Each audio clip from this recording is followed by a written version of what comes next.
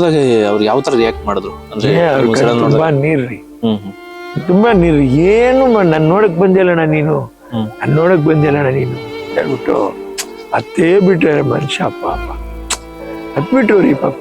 ನಾನು ಹೇಳ್ತಾ ಇದ್ದೀನಿ, ಕೋಪ ಯಾರಿಗ್ ಬರಲ್ಲ, ಬಂದೇ ಬರುತ್ತೆ, ಆಗೋಗುತ್ತೆ ಪರಿಸ್ಥಿತಿಗಳು. ನೋಡಿ ಕೆಲವು ಹೇಗೆ ಅದನ್ನ ನೋಡಿ ವಿವರಿಸಕ್ಕೆ ಸಾಧ್ಯ ಇಲ್ಲದಿರೋ ಪರಿಸ್ಥಿತಿ ರೀ ಅದು. ಇದನ್ನ ದೇವ್ರ ಅರ್ಥ ಮಾಡ್ಕೋಬೇಕು, ಮನುಷ್ಯರು ದೇವರಾಗ್ಬೇಕು. ಕೆಲವು ಸಮಯದಲ್ಲಿ ಹೇಗೆ ಯಾವ ನಿಟ್ಟಲ್ಲಿ ನಿಂತ್ಕೊಂಡು ಯೋಚನೆ ಮಾಡಿ ಸರಿ ಮಾಡ್ಬೇಕು ಈ ಪರಿಸ್ಥಿತಿಗಳನ್ನೆಲ್ಲ ಅನ್ನುವಂಥದ್ದು ಬಹುಶಃ ಕಾಲ ಸಮಯನೇ ಇದನ್ನ ನಿರ್ಣಯ ಮಾಡ್ಬೇಕು.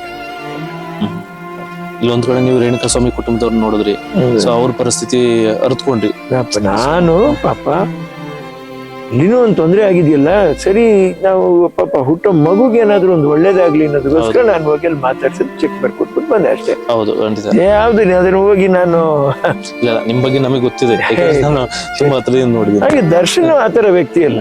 ನಾನು ನಿಂತು ನಾನು ಮೌನವಾಗಿ ಯಾಕಾಗಿದ್ದಾರೆ ಅಂತ ಹೇಳಿದ್ರೆ, ಯಾಕೆ ಹೀಗಾಯ್ತು ಅನ್ನುವಂತ ಯೋಚನೆನಲ್ಲೇ ಕೂತ್ಕೊಂಡ್ಬಿಟ್ರೆ ಅಷ್ಟೇ. ಅದು ಇಲ್ಲೋ ಕಣ್ಬಿಟ್ಕೊಂಡು ನಾನು ನೋಡ್ತಾ ಇರೋದು ನೋಡಿನೇ ನಮ್ ಹೊಟ್ಟೆ ಬಿಡ್ಬೇಕು, ಬೇಜಾರಾಗತ್ರಿ. ಮಾತಾಡ್ಲಿಲ್ಲ ನಾನು ಏನೋ ಕೋಪ ಪಾಪ ರೀ, ಏನ್ರಿ ಎಲ್ರಿ ನಮ್ಗೆ ಎಷ್ಟು ಬೇಜಾರಾಗಿ ಹೋಗುತ್ತೆ ಅಂದ್ರೆ, ಅದ್ ನನಗೆ ಯಾಕೆ ಅಷ್ಟು ನೋವಾಗತ್ತೆ ಅಂದ್ರೆ 25 ವರ್ಷಕ್ಕೆ ನಾನು ಎದೆ ತಟ್ಕೊಂಡು ದರ್ಶನ್ ಅವ್ರನ್ನ ಅಷ್ಟು ಪ್ರೀತಿಯಿಂದ ಮಾತಾಡಿಸ್ತೀನಿ.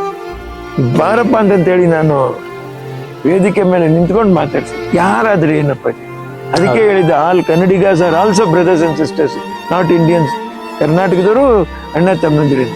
ನಾವು ತರ ಮಾತಾಡೋರು ದರ್ಶನೂ ಅಲ್ಲ.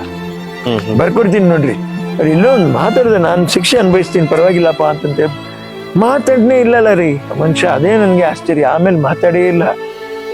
ಟಾಕ್ಸ್ ವಿತ್ ಯು ಲೈಕ್ ಮಾಡಿ, ಶೇರ್ ಮಾಡಿ, ಸಬ್ಸ್ಕ್ರೈಬ್ ಮಾಡಿ. Thank you.